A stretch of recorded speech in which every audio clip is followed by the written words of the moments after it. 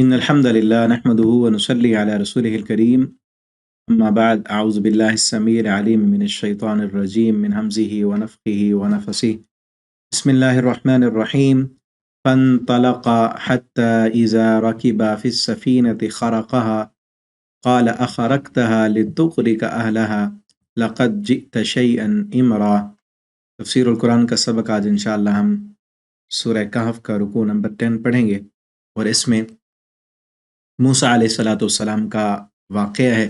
جو آدھا پچھلے رکوع میں تھا، آدھا اس رکوع میں ہے۔ پچھلے رکوع میں موسیٰ علیہ السلام کا جانا اور خضر علیہ السلام کے ساتھ ملاقات اور ان کے ساتھ معاہدہ کہ میں آپ کے ساتھ رہوں گا، آپ مجھے علم سکھائیں، تو انہوں نے شرط لگائی میرے ساتھ رہنا ہے تو صبر کرنا ہے، کچھ پوچھنا نہیں ہے۔ پھر آگے چل کر 3 اہم ترین واقعات ہوئے، وہ اس صورت میں اس رکوع میں ہیں۔ ان کی حکمت کیا تھی، کس وجہ سے وہ واقعات رونما ہوئے، تو وہ اس رکوع میں ہم پڑھیں گے، اور ہمارے لیے بھی ان واقعات میں بہت ساری حکمتیں ہیں، حکمت کی باتیں ہیں، اسباق ہیں ہمارے لیے، اور آپ صلی اللہ علیہ وسلم نے انہی اسباق اور حکمتوں پر اس واقعے کو بیان کرنے کے بعد آپ نے فرمایا اگر موسیٰ علیہ السلام تھوڑا اور صبر کر لیتے تو اس طرح کی حکمت کی اور بھی باتیں ہمیں معلوم ہو جاتی۔ تو چلیں ہم پہلے اس کا ترجمہ دیکھتے ہیں، پھر انشاءاللہ اس کی تفسیر پڑھیں گے۔ فانطلقا، پھر وہ دونوں چل پڑے، حتیٰ یہاں تک کہ اذا رکبا، جب وہ دونوں سوار ہوئے، اس سفینہ کشتی میں، فرقہا، اس نے شگاف کر دیا۔ خرق اصل کہتے ہیں پھاڑنے کو، بے ترتیب کسی چیز کو پھاڑ دینا، سوراخ کر دیا یا ایک تختہ جو ہے وہ اکھاڑ دیا کشتی کا۔ قال، موسیٰ علیہ السلام فوراً بول پڑے، جبکہ معاہدہ کیا تھا کہ بولنا نہیں ہے، وہ بول پڑے، اخرقتھا، تو نے شگاف کر دیا، پھاڑ دیا اس کشتی کو، توڑ دیا، لتغرق، تاکہ تو غرق کر دے، اہلہا، اس کے رہنے والوں کو، لقد، بلا شبہ، یقیناً، جئتا، تو آیا ہے، شیئن، کام کو، امرا، بڑے غلط، یہ غلط کام کیا ہے۔ ان کشتی والوں نے نا ان سے کرایہ بھی نہیں لیا تھا۔ قال علم، اس نے کہا کیا نہیں، اکل لکا، کہا تھا میں نے، انکا، کہ بے شک تم، لن تستطیع، ہرگز نہیں استطاعت رکھے گا، معیہ، میرے ساتھ، صبر کرنے کی۔ قال، کہا موسیٰ علیہ السلام نے، لا تؤاخذنی، تو میرا مواخذہ نہ کر، بما نسیت، اس پر جو میں بھول گیا، ولا ترہقنی، اور نہ تو ڈال مجھ پر، من امری، میرے معاملے میں، عسرا، تنگی۔ فانطلقا، تو وہ دونوں چل پڑے، حتیٰ، یہاں تک کہ، اذا لقیا، جب وہ دونوں ملے، غلامن، ایک غلام کو، ایک لڑکے کو، فقتل، تو انہوں نے قتل کر دیا، موسیٰ علیہ السلام کے ساتھ جو خضر علیہ السلام تھے انہوں نے قتل کر دیا۔ قال، کہا موسیٰ علیہ السلام نے، اقتلت نفسا، کیا آپ نے قتل کر دیا ایک جان کو، زکیتن، پاک، کہ جس کے ذمہ کوئی گناہ نہیں، بغیر نفس، بغیر کسی نفس کے، یعنی اس نے کسی کو قتل نہیں کیا، لقد جئت شیئا نکرا، بلا شبہ یقیناً تو آیا ہے ایک ایسے کام کو، نکرا، جو بہت بڑا ہے، بہت غلط کام ہے، کہ ایک بے گناہ بندے کو آپ نے قتل کر دیا ہے۔ یہاں تک یہ پارہ نمبر 15 کمپلیٹ ہو گیا، تو آگے ہم اگلا پارہ بھی یہاں سے شروع ہو رہا ہے۔ قال علم اقل لکا، کہا خضر علیہ السلام نے، علم اقل لکا، کیا نہیں میں نے کہا تھا، لکا، تم سے، انکا، بے شک تم، لن تستطیع، ہرگز نہیں استطاعت رکھے گا، معیہ، میرے ساتھ، صبر کی۔ قال، کہا موسیٰ علیہ السلام نے،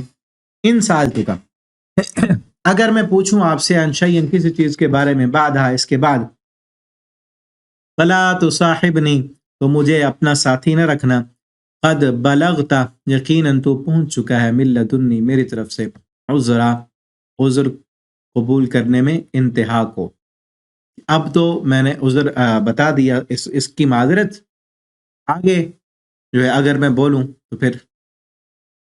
مجھے اپنے ساتھ نہ رکھنا۔ فانطلقا، پھر وہ دونوں چلے، حتیٰ، یہاں تک کہ، اذا اتیا، جب وہ دونوں آئے، اہل قریۃ، ایک بستی والوں کے پاس، استطعما، انہوں نے کھانا مانگا، اہلہا، اس کے رہنے والوں سے، فابوا، تو انہوں نے انکار کر دیا، ان یضیفوہما، کہ وہ دونوں مہمان نوازی کریں ان دونوں کی، فوجدا، پھر ان دونوں نے پائی، فیہا، اس بستی میں، جدارن، ایک دیوار، یرید وہ چاہتی تھی ان ينقض کہ وہ گر جائے، فاقام تو اس نے سیدھا کر دیا اس کو۔ قال تو کہا موسیٰ علیہ السلام نے لو شئت اگر آپ چاہتے، لاتخذت تو آپ ضرور لے لیتے، علیہ اس دیوار کو سیدھا کرنے پر اجرا کوئی اجرت، چلو ہم کھانا ہی کھا لیتے۔ قال کہا اس نے ھذا یہ فراق بینی جدائی ہے میرے درمیان، و بینک اور تیرے درمیان، سأنبئک عن قریب میں بتاؤں گا تجھے بتأویل حقیقت ان کاموں کی لم تستطع کہ تو نہیں استطاعت کر سکا، علیہ اس پر صبر کی جس پر آپ نے صبر نہیں کیا۔ اب ان کاموں کا اصل حقیقت کیا تھی، حکمت کیا تھی، وہ میں بتاتا ہوں آپ کو۔ اما السفینہ رہی کشتی، فکانت تو تھی وہ لمساکین چند مسکینوں کی، یعملون وہ سب کام کرتے تھے، فی البحر سمندر میں، فاردت تو میں نے ارادہ کیا ان اعیبھا کہ میں عیب دار کر دوں اس کشتی کو، وکانا اور تھا وراءہم ان کے آگے مالکن ایک بادشاہ، یأخذ وہ لے لیتا تھا کل سفینہ ہر کشتی کو، غصبا زبردستی، واما الغلام اور جو لڑکا تھا، فقان ابواہ مؤمنین تو اس کے ماں باپ دونوں مومن تھے، فخشینا تو ہم ڈرے ان یرہقہما کہ وہ پھنسا دے گا ان دونوں کو، طغیانا سرکشی میں، و کفرا اور کفر میں، فاردنا تو ہم نے چاہا ان یبدلہما کہ وہ بدلے میں دے دونوں کو، ربہما ان کا رب، خیرن اس سے بہتر، من ہو اس سے، زکاتن پاکیزگی میں، و اقربا اور زیادہ قریب ہو، رحما شفقت میں، واما الجدار اور تیسرا جو معاملہ تھا دیوار کا، فکانا تو وہ تھی لغلامین یتیمین دو یتیم بچوں کی تھی، فی المدینہ شہر میں، وکانا تحتہ اور تھا اس کے نیچے، کنز خزانہ لہما ان دونوں کا، وکانا ابوہما صالحا اور ان کا باپ بڑا نیک تھا، فارادہ تو ارادہ کیا ربو کا تیرے رب نے، ان یبلغا کہ وہ دونوں پہنچ جائیں، اشدہما اپنی جوانی کو، وَيَسْتَخْرِجَا كَنْزَهُمَا پھر وہ نکال لیں اپنا خزانہ، رحمتم من ربک یہ جو کام کیے ہیں آپ کے رب کی رحمت سے تھے، وما فعلته عن امری اور نہیں کیا میں نے اپنی مرضی سے،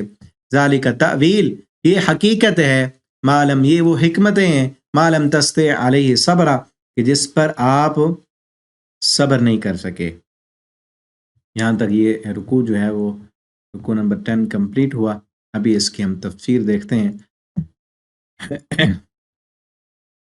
فن طلقا اب یہاں ہے، فن طلقا وہ دونوں چل پڑے، جبکہ یہاں بندے تو 3 ہو گئے تھے،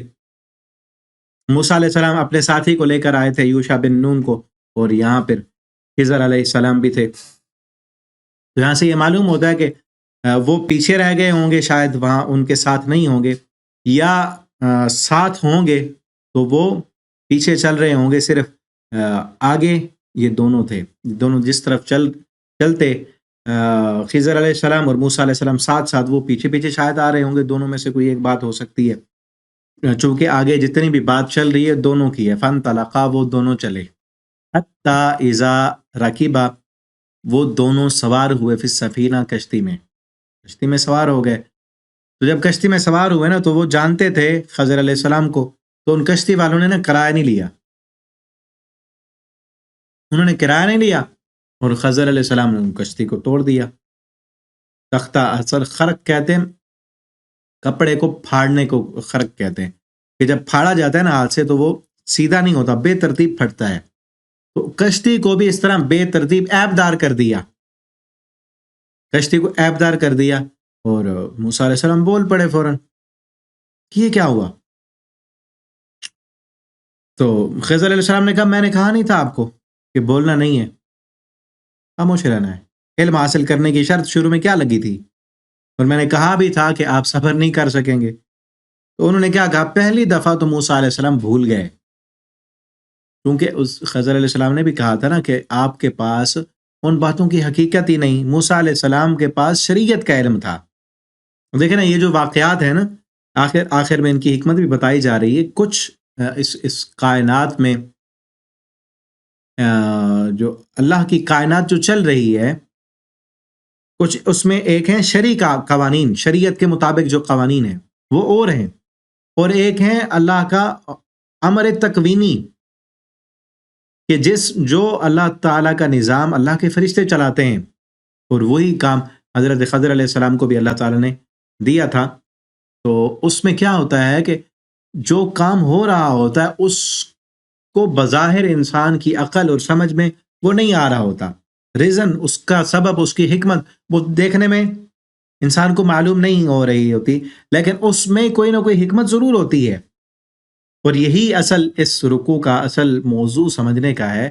کہ انسان اپنے آپ کو، انسان کے ساتھ جو بھی ہو جائے،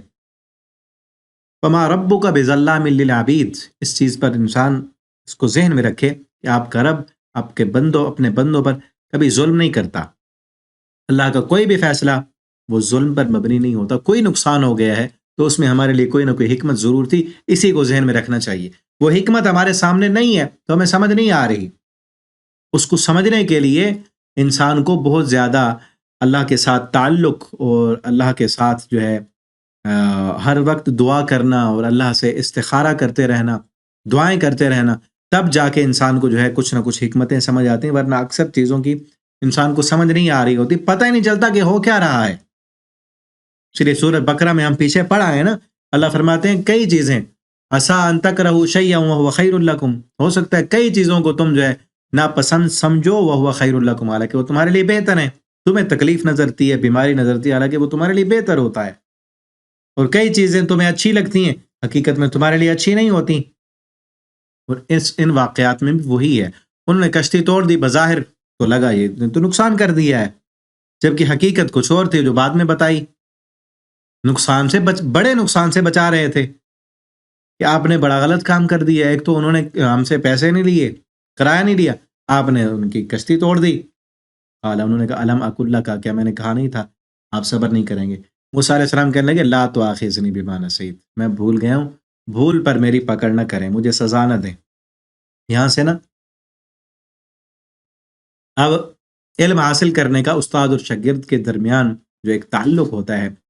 وہ بھی پہلے بھی بتایا تھا. علم حاصل کرنے کے لیے کتنی محنت کرنی پڑتی ہے، اس کے لیے بہت صبر کی ضرورت ہے. استاد شرائط لگائے،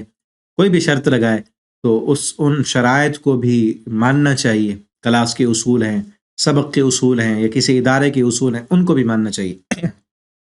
فالو کرنا چاہیے انہیں. اور اگر کوئی شرائط نہ مانے تو حق ہے ادارے والے کو یا استاد کو تو اس کو ہٹا دے، نہ پڑھائے، اسے علم نہ دے، کیونکہ وہ شرائط پورے نہیں کر رہا. اور پھر یہ بھی ہے کہ اگر شاگرد سے غلطی ہو جائے، یہاں جو ہے غلطی ہو جائے تو استاد کو درگزر کرنا چاہیے، معافی دے دینی چاہیے. کیا کہا؟ نصیحتوں میں بھول گیا ہوں، مجھے معافی دیں. ایک تو کہا معافی دیں، سر اللہ ترہقنی من امری اسرا، میرے معاملے میں تنگی نہ کریں، مجھے سیکھنے دیں کچھ. یہاں سے یہ معلوم ہوتا ہے کہ جب شاگرد پر تنگی ہو تو اپنے استاد سے کہہ سکتا ہے کہ میرے اوپر نرمی کریں، تنگی نہ کریں. یا زیادہ سبق پڑھایا جا رہا ہو یا کوئی چیز سمجھ نہ آ رہی ہو تو مجھے دوبارہ سمجھا دیں.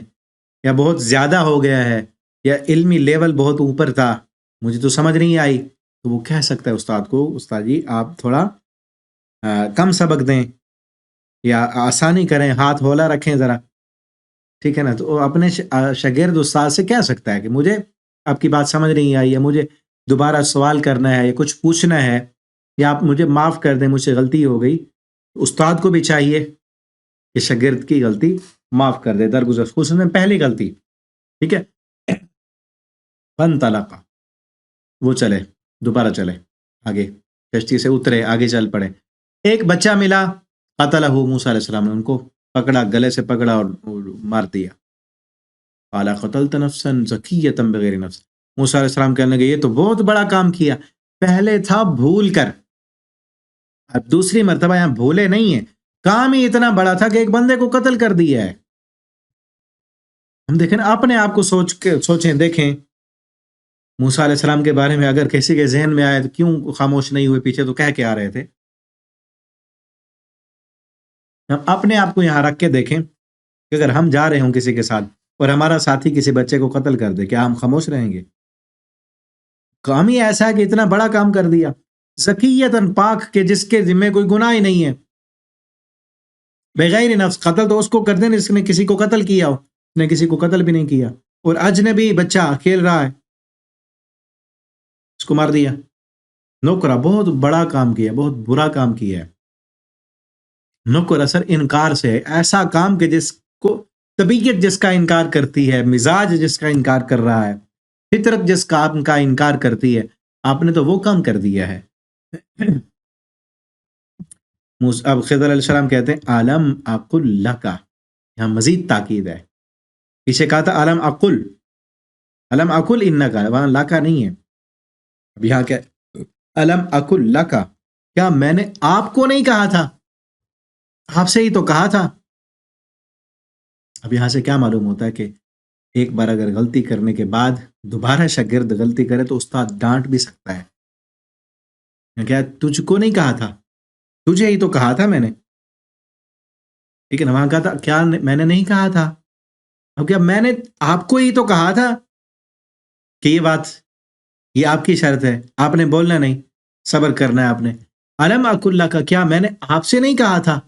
ان نقلن تستطیع، کہ آپ میرے ساتھ صبر کی طاقت نہیں رکھتے، کیونکہ آپ کے پاس وہ علم ہی نہیں، ان کاموں کی حکمت کا علم تیرے پاس ہے ہی نہیں، آپ کے پاس ہے ہی نہیں، تو آپ کیسے صبر کریں گے؟ اب دوسرا کام چونکہ موسیٰ علیہ السلام جان بوجھ کر کیا تھا، اب یہ ہے کہ شاگرد نیت صاف کرے، استاد سے کوئی چیز چھپائے نہیں، جھوٹ نہ بولے، تبھی علم آتا ہے، جھوٹ بولے تو تب علم نہیں آتا۔ موسیٰ علیہ السلام نے اب یہ نہیں کہا دوسری مرتبہ کہ میں بھول گیا۔ کئی شاگردوں کی عادت ہوتی ہے کہ جب پکڑے جائیں تو کہیں گے استاد جی بس لاسٹ چانس دے دیں ہمیں، آئندہ نہیں ہوگا، دوسری دفعہ دوبارہ پکڑے جائیں تو پھر یہی ہوگا، لاسٹ چانس دے دیں، آخری دفعہ ہے بس، اب تو نہیں ہوگا، ہر دفعہ ان کی یہی عادت ہوتی ہے، تو ایسے نہیں ہونا چاہیے۔ جب انہوں نے آخری مرتبہ کہا تھا کہ بس اب ہے، اب میں بھول گیا ہوں، دوسری مرتبہ یہ نہیں کہا کہ اب میں بھول گیا ہوں، اب انہوں نے یہ کہا کہ ایک مرتبہ معافی دے دیں، اب تو میں معذرت کرتا ہوں، ہاں اور یہ لاسٹ چانس ہوگا، اس کے بعد اگر مجھ سے غلطی ہوئی پھر نہیں، پھر ختم۔ ان سال تو کہا اگر آپ سے میں پوچھوں انشین کسی کے چیز کے بارے میں بعد میں فلا تو صاحب نہیں، پھر آپ کو پورا حق ہے مجھے اپنا ساتھی نہ رکھنا۔ قد بلغتا، یقیناً آپ پہنچ چکے ہیں من لدنی، میرے طرف سے عذر قبول کرنے میں انتہا کو، کہ ایک مرتبہ پہلے بھی آپ نے مجھے معافی دی، اب ایک مرتبہ پھر، پہلی مرتبہ میں بھول گیا تھا تو معافی دی، دوسری مرتبہ جان بوجھ کے کیا تو میں ایک چانس اور مانگ کے لے رہا ہوں، مجھے ایک چانس اور مل جائے۔ خضر علیہ السلام نے کہا ٹھیک ہے، استاد کو بھی کھلے دل کا ہونا چاہیے، دوسری مرتبہ بھی معافی دے دینی چاہیے، ٹھیک ہے، ایک مرتبہ شاگرد بھول گیا، دوسری مرتبہ چاہے جان بوجھ کے بھی ایسا سوال کر دیا جو اس کے ذہن میں نہیں آ رہی تھی حکمت اس کی، استاد کو تب بھی معافی دے دینی چاہیے۔ فانطلقا، پھر وہ دونوں چل پڑے، دونوں چلے، حتی اذا اتیا، دونوں آئے ایک بستی کی طرف، استطعما اہلہا، تو دونوں نے کھانا مانگا اس بستی کے رہنے والوں سے، انہوں نے انکار کر دیا۔ پہلے دور میں کوئی ہوٹلز یا ریسٹورینٹ تو نہیں ہوتے تھے کہ جہاں پہ جا کے سٹے کریں یا کھانا کھائیں، بستی میں جہاں پہنچے تو وہاں سے جا کے کھانا مانگا ان بستی کے رہنے والوں سے۔ اور ایک حدیث میں بھی آتا ہے نا، صحابہ گئے، انہوں نے جا کر رات کو پڑاؤ کیا تو بستی والوں سے انہوں نے بھی کھانا مانگا، انہوں نے کھانا نہیں دیا۔ اور یہ بھی لگتا ہے کہ یہ بات بھی عام تھی، یہ بات بھی عام تھی کہ بعض لوگ مہمان نواز بھی ہوتے تھے، دیتے تھے کھانا، اور بعض انہوں نے نہیں دینا ہوتا تھا، انکار کر دیتے تھے کہ ہم نے نہیں دینا، انکار کر دیا۔ اور صحابہ کو بھی انکار کیا تو انہوں نے پھر رات کو ان کے سردار کو جو بچھو نے ڈس لیا، تو پھر وہ آئے کہ کوئی دم کرنے والا ہو، تو ایک صحابی نے دم کیا، تو انہوں نے کہا پھر میں تو جو بکریاں لوں گا، اب ساری بکریاں ابھی میرے ذہن میں نہیں آ رہا، 10 تھیں یا پتہ نہیں اس سے زیادہ تھیں شاید، تو وہ بکریاں لی انہوں نے، آپ صلی اللہ علیہ وسلم کے پاس آئے پھر تو انہوں نے بھی انکار کر دیا کہ ہم نے کھانا نہیں دینا۔ اور پھر فواجدہ، انہوں نے مہمان نوازی کرنے سے، اب بھوکے بھی تھے، کب کے پتہ نہیں چل رہے ہوں گے، پہلے کشتی میں بیٹھے، سمندر پار کیا، اور پھر ایک بچہ ملا تھا، پھر چلتے چلتے یہاں اب یہ پہنچا ہے۔ موسیٰ علیہ السلام ایک تھکے ہوئے بھی تھے، بھوک بھی لگی تھی، اور ایک پریشان بھی تھے کہ یہ کیا، میں تو علم سیکھنے آیا تھا، یہ کیا ہو رہا ہے، ادھر ایک بچہ قتل کر دیا، اور پھر بات بھی کوئی نہیں بتا رہے، اور پھر اب پتہ نہیں کیا ہوتا ہے، اور کھانا بھی نہیں دیا انہوں نے، اور جلالی پیغمبر تھے موسیٰ علیہ السلام بھی، کھانا نہیں ملا، بھوک بھی لگی ہے، اور پھر ایک دیوار دیکھی اس بستی میں، فواجدہ جدارن، ایک دیوار دیکھی تو یرید، وہ چاہتی تھی، چاہتی تھی کہ وہ گرے، دیوار کیسے چاہتی تھی؟ بعض نا مفسرین لکھتے ہیں جس طرح ہر چیز تسبیح کرتی ہے نا، یسبح للہ ما فی السماوات، اللہ کی ہر چیز تسبیح کر رہی ہے جو کچھ زمین میں آسمان میں، اسی طرح ہر چیز کا ارادہ ہوتا ہے۔ پتھر بھی تو نبی صلی اللہ علیہ وسلم کا کلمہ پڑھتے تھے، سبحان اللہ کہتے تھے، ہر چیز تسبیح کرتی ہے اپنی، ٹھیک ہے نا؟ تو اس کا بھی ایک ارادہ، یا پھر یہ ہو سکتا ہے کہ گرنے ہی والی تھی، دوسرا معنی اگر لیں کہ اس کے ایسے لگتا تھا کہ اب بس گرنے والی تھی، تو انہوں نے کیا کیا، گرنے سے اس کو بچانے کے لیے این قذف اقام، انہوں نے سیدھا کر دیا، انہوں نے اپنی کونی سے یا ہاتھ سے ہاتھ لگایا اور بالکل اس کو سیدھا کر دیا کہ اب سیدھی ہوگی تو نہیں گرے گی، ورنہ گر جاتی تھوڑی دیر میں۔ قال لو شئت، تو موسیٰ علیہ السلام اب دوبارہ بول پڑے، کیا کہا، لو شئت لاتخذت، کاش اگر آپ چاہتے تو اس پر مزدوری لے لیتے، یا یہ بھی ہو سکتا ہے کہ سارا دن وہ دیوار جو ہے کھڑی کر، جس طرح مستری بناتے ہیں بناتے رہے ہوں گے، اس پر بھی کام ٹائم لگ گیا ہوگا کہ اس دیوار کو بنانے کی تو مزدوری، ہم چلو کم از کم کھانا تو کھا لیتے نا، بھوکے تھے۔ اب حضرت علیہ السلام نے کہا آدھا پھر آپ کو بینی ہو بینی، وہ کوئی جھگڑا نہیں، کوئی بات نہیں، کمنٹمنٹ ہوئی تھی جس بات پر، اس پہ پورے نہیں اترے، معاہدہ ہو گیا، اب 3 کام ہو گئے، اور تیسری مرتبہ جو ہے کہا دیا اب حاذا فراق، اب یہ جدائی کا وقت آ گیا، اب آپ میری کلاس سے چلے جائیں، ختم۔ ہاں، کوئی نفرت نہیں ہونی چاہیے، استاد بڑے دل والا کیا ہوتا ہے کہ بچہ اس کو کلاس سمجھ نہیں آ رہی یا صبر نہیں کر رہا یا شرائط پہ پورا نہیں اتر رہا، کلاس سے چلے جائیں، ہاں جتنا آپ نے پڑھا ہے وہ آپ کو دے دیتے ہیں۔ بعض لوگ ہوتے ہیں کہ ہمارا ادارہ چھوڑ کے جا رہا ہے تو اس کو جو پیچھے پڑھا ہے وہ ہم اس کو سند بھی نہیں دیں گے، میں سرٹیفکیٹ بھی نہیں دیں گے، کیونکہ ادارہ چھوڑ کے جا رہا ہے، ہمارے شرائط پہ پورا نہیں اترا، یا جو پیچھے معاہدہ ہوا تھا اس پر اس کی بھی خلاف ورزی کرتے ہیں، کہ جو چیزیں اب ہو چکی تھیں وہ بھی بتا رہے ہیں کہ جو کام پہلے ہوئے ہیں، 3 کام ہوئے ہیں آپ کے میرے ساتھ، اس کا میں بتا دیتا ہوں، حاذا فراق بینی و بینک، جدائی آ گئی، سأنبئک، میں آپ کو یہ بتا دیتا ہوں، بتأویل، ان باتوں کی حقیقت، ان کی حکمت، جو واقعات ہوئے ہیں جن پہ آپ نے صبر نہیں کیا اور بول پڑے، ما لم تستطع علیہ صبرا، جس پر آپ صبر نہیں کر سکے۔ اما السفینہ، پہلا واقعہ کشتی والا ہوا تھا، تو وہ مسکینوں کی تھی، کشتی مسکینوں کی تھی، جو سمندر میں ان کا گزر بسر کیا تھا، سمندر سے ایک طرف سے بندے لے جاتے، دوسری طرف وہاں سے ادھر لے آتے، ان کو جو کرایہ ملتا تھا اسی سے ان کا گھر چل رہا تھا، مسکین تھے، اور مسکین کہتے ہیں جو جس کے پاس ضرورتوں کو پورا کرنے کے لیے اتنا پیسہ نہ ہو، ضرورتیں زیادہ ہوں اور اسباب کم ہوں، اس کو نہیں کہتے مسکین جس کے پاس کچھ نہ ہو، کشتی تو تھی ان کے پاس، لیکن گھر میں افراد زیادہ ہوں گے، یا جو ہے والد نہیں تھا، چھوٹے تھے، اور ضرورتیں زیادہ تھیں، ضرورتوں کو پورا کرنے کے لیے، اخراجات کو ختم کرنے کے لیے جو وسائل تھے وہ کم تھے، سمندر میں کام کرتے تھے، میں نے کہا ان کی کشتی کو عیبدار کر دوں، وکانا وراءہم، اصل بات یہ تھی کہ آگے جس علاقے میں یہ جا رہے تھے اس علاقے کا جو بادشاہ تھا وہ ہر کشتی کو غصب کر لیتا تھا، یہ آتا ہے تفسیر میں کہ وہاں نا اس بادشاہ کو کسی جنگی مہم میں کشتیوں کی ضرورت تھی، بہت زیادہ کشتیوں کی ضرورت تھی، تو وہ زبردستی جس کی کشتی کو دیکھتا کہ صحیح سالم ہے وہ زبردستی قبضہ کر لیتا، اس کو چھین لیتا، تو ان کی کشتی صحیح تھی، اب ان کو تو نہیں پتا تھا نا کہ آگے کیا ہو رہا ہے، اللہ رب العالمین کی طرف سے آگے آ رہا نا، یہ میں نے اپنی مرضی سے نہیں کیا، اللہ کے حکم سے کیا، اللہ تعالیٰ کے حکم سے اللہ نے اس کشتی کو بچانا تھا، دیکھیں نا، ایک کشتی کا تھوڑا سا پھٹا توڑ دینا یا سوراخ کر دینا اور دوسرا کشتی ہی ختم ہو جانا، فائدہ کس چیز میں ہے؟ ویسے بظاہر اس وقت دیکھنے میں تو نقصان نظر آ رہا ہے نا کہ کشتی توڑ دی، لیکن ایک یہ کہ کہاں کشتی چھن جائے ہمیشہ ہمیشہ کے لیے، دوسرا اس میں تھوڑا سا سوراخ ہو جائے تو کتنے بڑے نقصان سے پھر بچ جائے گی، یہ اگر سوراخ والی ہوگی تاکہ وہ بادشاہ نہ چھینے اس کو، بچ جائے کشتی ان کی، اور ان کا مسکینوں کا جو گزر بسر، ان کی جو معیشت ہے وہ چلتی رہے، ٹھیک ہے نا، یہیں سے ہمیں بھی سیکھنا چاہیے، کئی دفعہ ایسے کوئی کاروبار میں نقصان ہو جائے، گھاٹا آ جائے، یا کوئی بیماری آ جائے، ایکسیڈنٹ ہو جائے، اللہ نہ کرے کوئی تکلیف و مصیبت آ جائے، تو ہمیں کیا کرنا چاہیے؟ اس میں حکمت ڈھونڈنی چاہیے، واہ ویلا کرنے کی بجائے، چیخنے کی بجائے یہ دیکھنا چاہیے کہ بڑے حادثے تو بچ گئے نا، ہو سکتا ہے کہ اس سے بڑا حادثہ ہو جاتا ہم سے، پھر کیا کرتے؟ یہ تو تھوڑا ہوا ہے نا، ہو سکتا ہے اس تھوڑے کی وجہ سے اللہ ہمیں بڑے نقصان سے بچانا چاہتے ہو، اس لیے تھوڑا نقصان کیا ہے ہمیں، ٹھیک ہے نا، تھوڑا نقصان کر دیا، بڑے نقصان سے بچا لیا۔ کئی دفعہ ایسے ہوتا ہے، تھوڑا نقصان ہوتا ہے ہمارا اور ہم سمجھتے ہیں کہ بہت کچھ ہو گیا ہے، لیکن اس تھوڑے نقصان کی وجہ سے اللہ نے ہمیں بڑے بڑے نقصان سے بچا لیا ہوتا ہے، ٹھیک ہے نا۔ تو اس لیے ہر واقعے میں حکمت ڈھونڈنی چاہیے۔ بعض دفعہ اللہ بیماری دے کر انسان کو پلٹانا چاہتے ہیں کہ یہ جس غلط راستے پہ جا رہا ہے نا، اس راستے پہ اگر موت آ گئی تو پھر آگے جہنم ہے،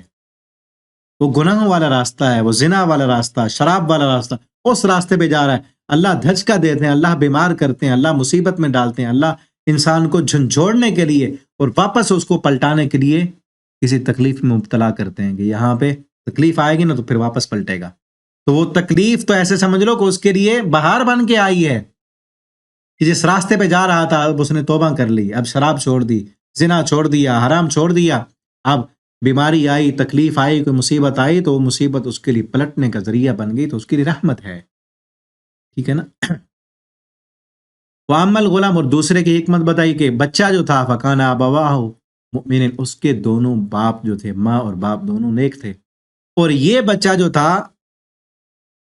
فَخَشِينَا، ہم ڈرے کہ یہ بچہ بڑا ہو کر اپنے والدین کے کفر کا سبب بن جائے گا، اپنے والدین کو ستائے گا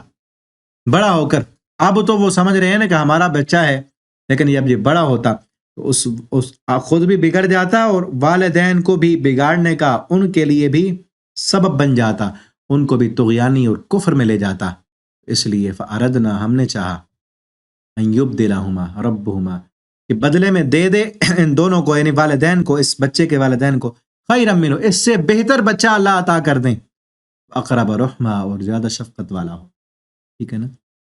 بعض دفعہ ہوتا ہے کچھ والدین جن کی اولاد چھوٹی نہ ملے یا فوت ہو جائے تو بڑے مایوس ہو جاتے ہیں۔ اس واقعے کو پڑھیں، مایوس نہیں ہونا۔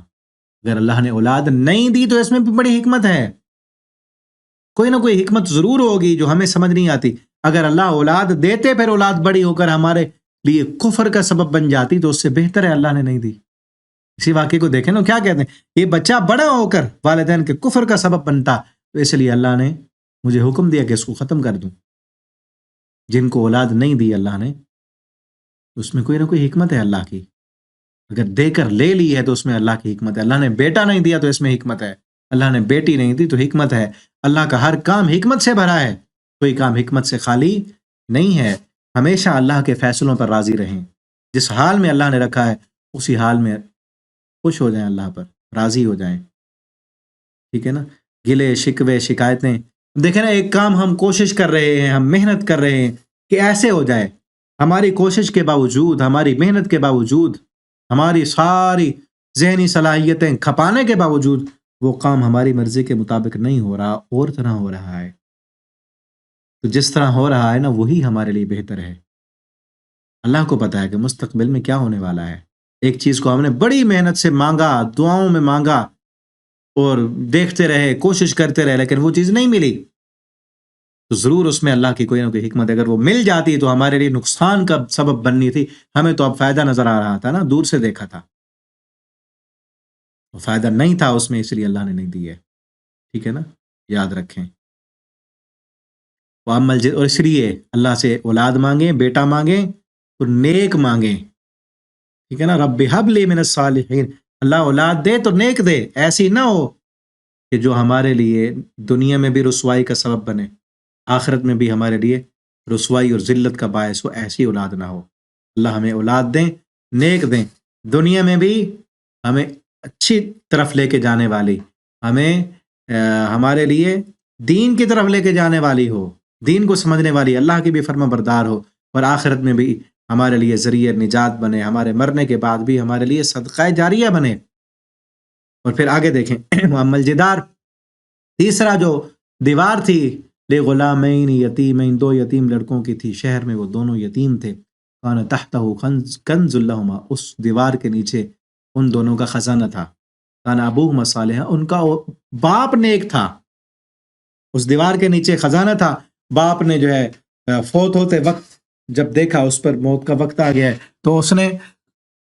دیکھا کہ بچے تو ابھی چھوٹے ہیں، ان کو خزانہ دے دیں تو یہ ضائع کر دیں گے، تو دیوار کے نیچے دفینہ چھپا دیا تاکہ جب یہ بچے بڑے ہوں گے دیوار پھر گرے گی یا توڑ کے اس کو مکان بنانا چاہیں گے، بڑا کرنا چاہیں گے تو پھر نکال لیں گے اس کو جب دیوار توڑیں گے تو نیچے نکلے گا، دیوار خود گرے گی تو آ جائے گا۔ وہ ابھی گر رہی تھی، تو اس کو سیدھا کر دیا اور پھر اللہ کے حکم سے۔ اور یہاں ایک اہم ترین سبق، بلکہ اس آج کے سبق کا سب سے اہم ترین سبق، اسی کو اگر سمجھ لیں تو بلکہ یہ پوری سورت، پورا قرآن کا خلاصہ ایک بلکہ کئی جملے ایسے آ جاتے ہیں نا جن میں زندگی سنور جاتی ہے انسان کی۔ ہم دیکھیں نا، کان ابوہما صالحا، اللہ فرماتے ہیں وہ ان دونوں بچوں کا باپ جو تھا وہ نیک تھا۔ باپ نیک تھا تو باپ فوت ہو چکا ہے، فوت ہونے کے بعد اس کے اولاد کے پیسے کی حفاظت اللہ رب العالمین کر رہے ہیں، اس وجہ سے کہ وہ نیک تھا۔ آج اپنے آپ کو نیک بنائیں، حلال کمائیں، صحیح کمائیں، اپنے بچوں کے پیٹ میں لقمہ حلال ڈالیں۔ آپ نیک بن جائیں، اپنے بچوں کے مستقبل کی فکر چھوڑ دیں۔ آپ کے بچوں کا مستقبل اللہ اپنے حکم سے اپنے بندوں کو بھیج کر آپ کے بچوں کے مال کی حفاظت کرے گا، ان کی جو ہے نگرانی کریں گے اللہ رب العالمین خود، اگر آپ نیک ہوں گے۔ باپ نیک تھا نا، اللہ رب العالمین اس باپ کے فوت ہونے کے بعد وہ باپ قبر میں ہے، اللہ تعالی اس کے بچوں کی حفاظت کرا رہے ہیں۔ جاؤ اس بچے کے جو ہے ان کی دیوار گر رہی ہے، ان کو سیدھا کر دو کہ کہیں انہیں نقصان نہ ہو جائے۔ آج ہمیں اولاد کے مستقبل کی فکر نے رب کو بھلا دیا ہے۔ ہم کئی لوگ اولاد کے مستقبل کی فکر میں سود لے رہے ہیں، رشوت لے رہے ہیں، کئی جو ہے وہ انشورنس کرا رہے ہیں کہ ہمیں کچھ ہو گیا تو کیا بنے گا، چلو جو ہے جاؤ بیمہ پالیسی کرو، انشورنس کراؤ، اپنی کراؤ، گاڑی کی کراؤ، فلاں کی کراؤ، نقصان ہو گئے تو کچھ نہ کچھ تو ملے گا نا۔ یہ نہیں پتا کہ جوا ہے، سود ہے، حرام ہے، اللہ کے ساتھ اعلان جنگ ہے۔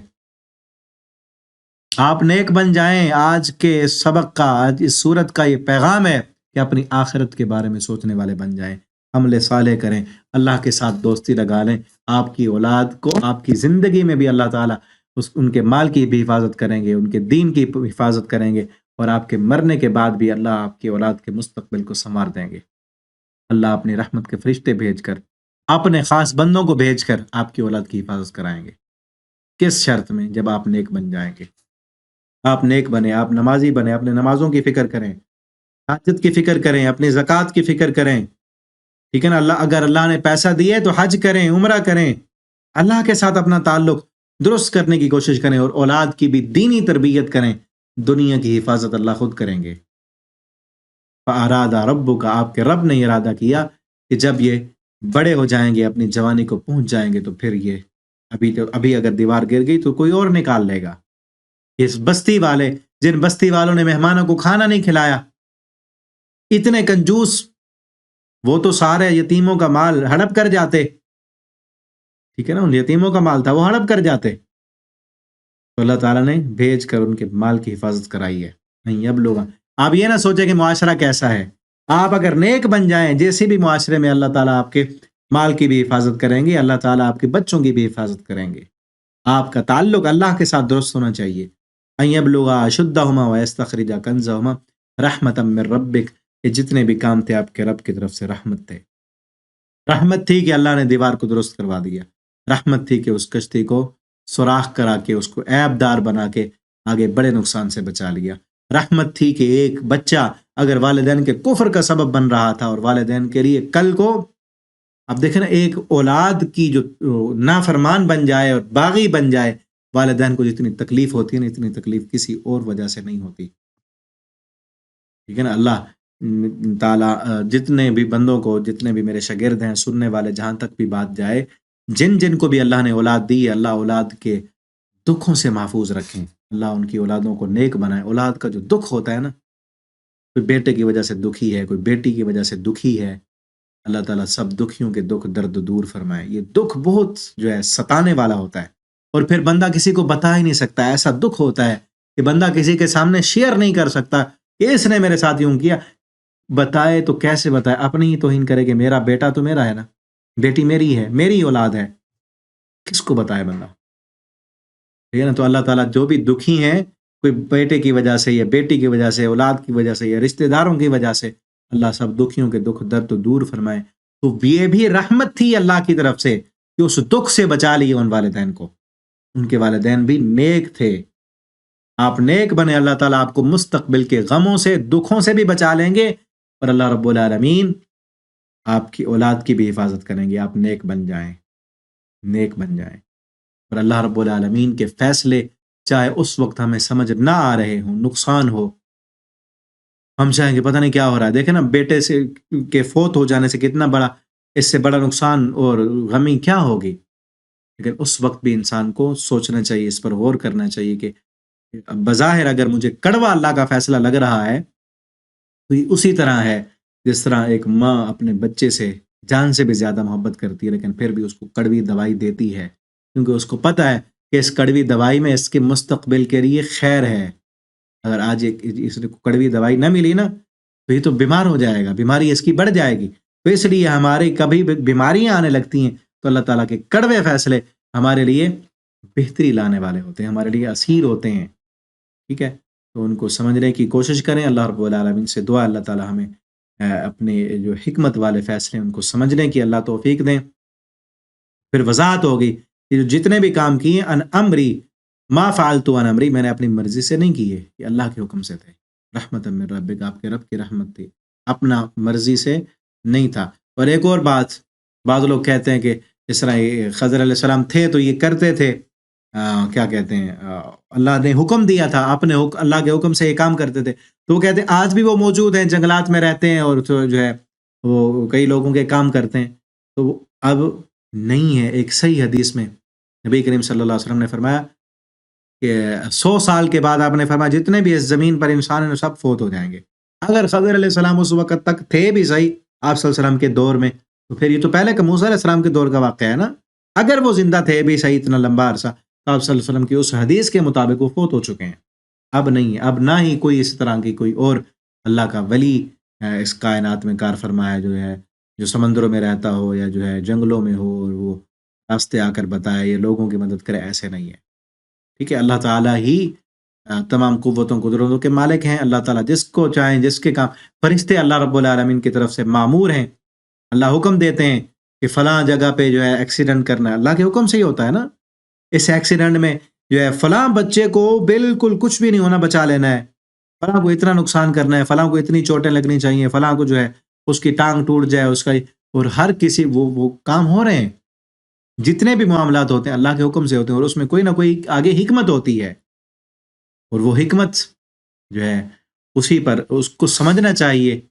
اگر انسان کے ساتھ ایسا کوئی معاملہ ہو جائے، وہ حکمت سمجھ نہ آ رہی ہو، تو پھر بھی انسان کو یہ کہنا چاہیے کہ کوئی نہ کوئی حکمت ضرور ہوگی جو مجھے سمجھ نہیں آ رہی۔ اللہ کے ہر فیصلے میں ہی کوئی نہ کوئی حکمت ہوتی ہے، بہتری ہوتی ہے انسان کے لیے۔ اللہ تعالیٰ ہمیں ان چیزوں کو سمجھنے کی توفیق عطا فرمائے۔ اللہ ہمیں قرآن پڑھنے، سمجھنے، اس کے مطابق اپنا عقیدہ اور عمل بنانے کی توفیق دیں۔ بارک اللہ لی ولکم فی القرآن العظیم ونفعنی وإیاکم فی الآیات والذکر الحکیم۔ السلام علیکم ورحمۃ اللہ وبرکاتہ۔